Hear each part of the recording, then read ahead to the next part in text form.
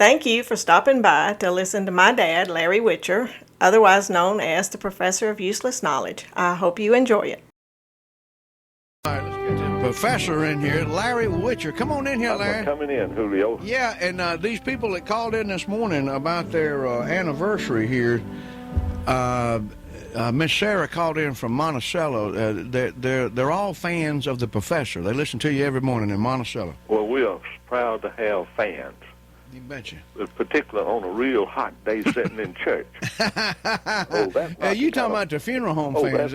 I'm talking about fans of people that and I that enjoy listening. I appreciate every one of them. Yeah. Now I've been asked a question, Julio. Okay. What is the rules on the World War II soldiers? Okay. I'm gonna tell you what the rules are. They're basically simple. Okay. If you was in World War II, your daddy, your granddaddy, your great-granddaddy, your grandmama, your sister, your brother, anybody that was in World War II and are still with us now, they're still alive, just call me, 770-267-2845, and we'll get you on sometime in the future. Right. As quick, I try to get them in as they're called in. So we had several yesterday that called in. So if you don't hear your daddy today, keep listening. Yeah. Now, the soldier, the World War II veteran, do not have to live in here. If you're in our listening area and your daddy was in World War II and he lives in Ponchatoula, Georgia, still call.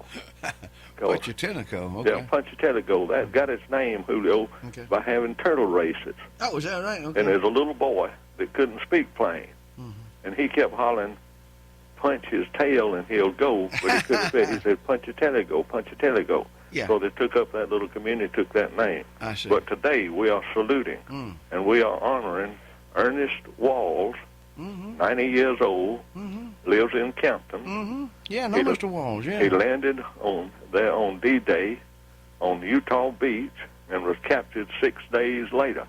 Yeah. So we honor Mr. Ernest Walls. Oh, man. Also today, we're going to honor Marcy Dover. Marcy Dover is 89 years old. Okay. He was in the Army. He also was part of the D-Day invasion. Yeah. And he lives in Bethlehem, Georgia. Yeah. So today is Marcy Dover and Ernest Walls. Salute and honor to them. Salute, yes. Now, you says you don't know nothing about Tug of War. Tug of War Day. Yeah, explain that to me. It says Tug of War Day. Okay.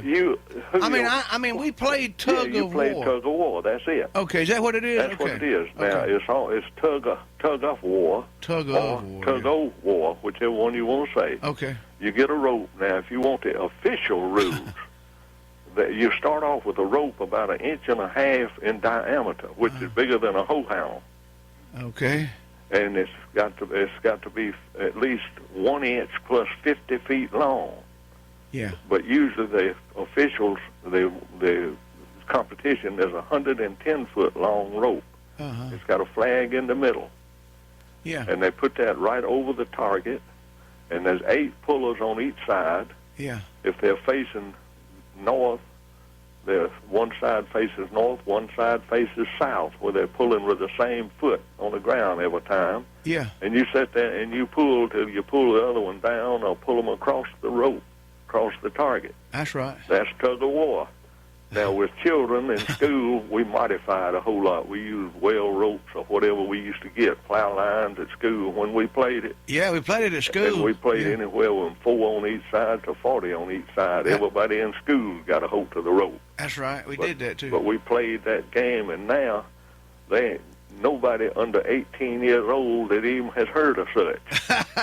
So they play with the Texan machine. Yeah. Oh, it's ruined this country, hasn't it?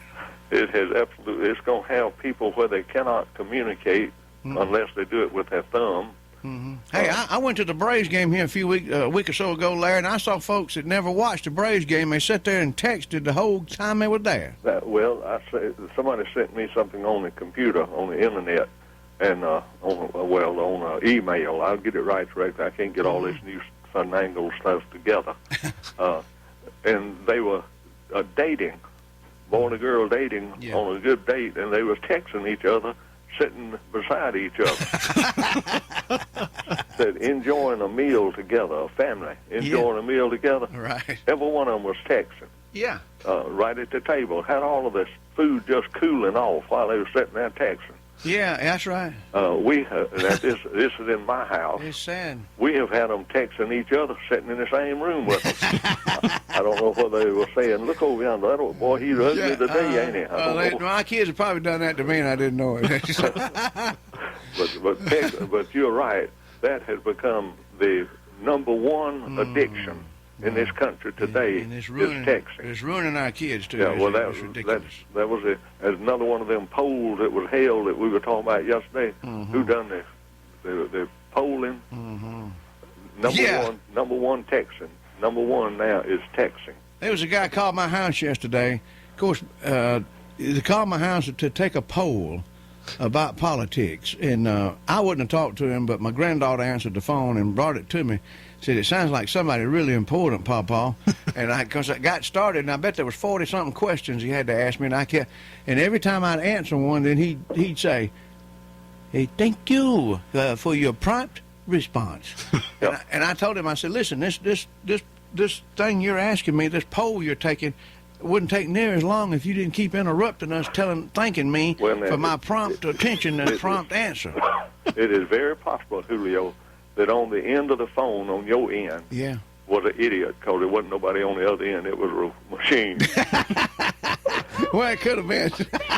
But I had one in person call, and I said, "Mister, I would love to participate in this, but I can't, because my mama told me I'd be violating her rules. She told me never discuss politics, don't argue the Bible, and don't tell nobody where your fishing hole is." That's right. Yeah, good advice. Good advice. Well, we'll see y'all come tomorrow, and y'all remember that phone number, 2845-267-2845. Call. If I don't answer, leave a message on the answer machine, and I'll get it. Okay. All right. Sounds good, Larry. I appreciate you, Him. See you later. See you tomorrow.